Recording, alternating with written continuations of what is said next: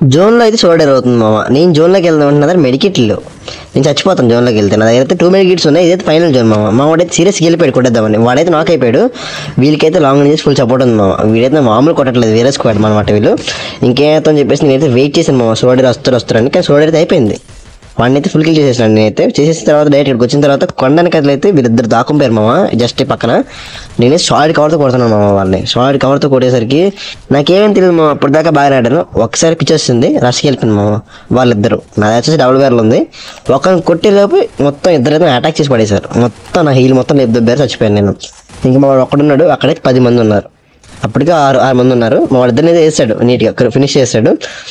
కానీ లాంగ్లో వచ్చేసరికి 4 మెంబర్స్ ఉన్నారు మామ. వాళ్ళే ఎలా వాళ్ళకైతే క్రాస్ ఫిట్ అవుతుంది. అప్పటికే ఒక నాక్ అయిపోయాడు, ఇంకిద్దరు ఉన్నారు. అంటే మా ఇద్దరిని కొడితే బోయే వస్తుంది.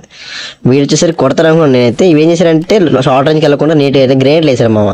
నేయడం వల్ల వీడికైతే ప్లస్ అనమాట. నీట్ నేడ్ వేసాడు. ఒక నేడికి అయితే ఒక నాక్ అయిపోయాడు మామ. వెంటనే నాకు ఏం చేసినట్టే మా రష్కి వెళ్ళిపోయాడు. ఇంకా రష్కి వెళ్ళిపోయేసరికి ఒకడైతే క్యారెక్టర్ వాడి లాంగ్ వెళ్ళిపోయాడు మామ.